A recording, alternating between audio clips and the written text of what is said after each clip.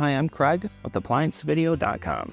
Today, we'll be taking a look at the reed switch on this Whirlpool 4-door refrigerator.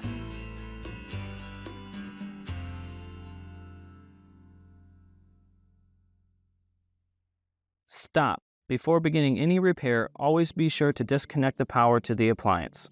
It is also recommended to test the outlet for the proper voltage.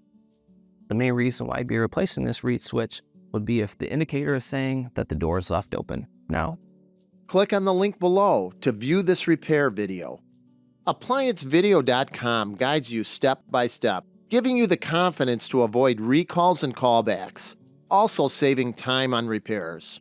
Whether you're up against an uncommon repair or the latest appliance on the market, our videos have been created with you in mind. Our growing library of videos have been produced using our factory-certified technicians who have extensive infield experience over the past 30 years. ApplianceVideo.com provides high-quality repair videos that anyone can follow, regardless of their skill level. We are here to help.